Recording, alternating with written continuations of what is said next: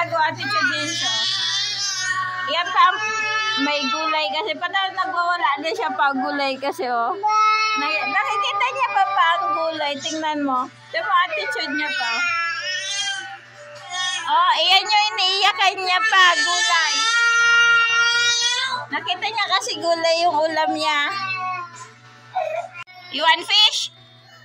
You want fish? You want fried chicken? Ulam niya, gulay.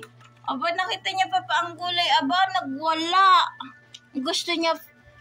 You want fish? Okay, I give you fish. You want baboy? May baboy ba doon?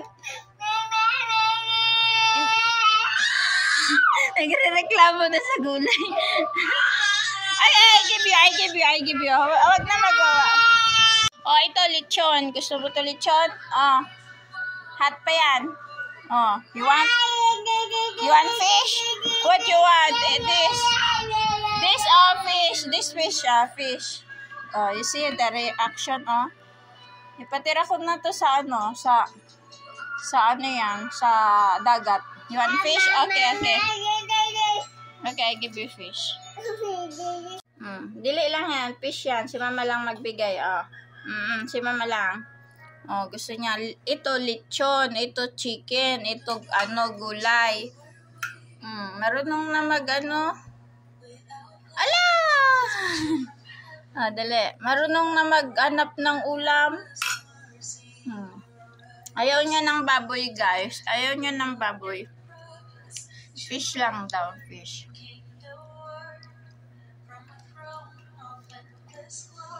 Pero magkaiman siya, guys, ng ano. Kasi hindi lang ano. Gusto niya lang may ulam. Si mama lang mag-ano.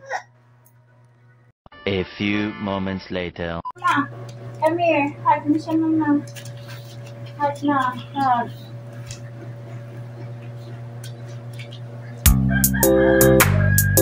Sorry na, mama. Kiss mo, mama. Kiss mo. Kiss. Hug again. Hug. Love lang. Love lang. I love you. I love you. What's up now? Fish? Big fish? Thank you for watching, guys. Nag-eat si Insa ng fish dahil ang appetize niya ay fish. Happy na siya dahil nagkain na siya ng fish. Happy na siya.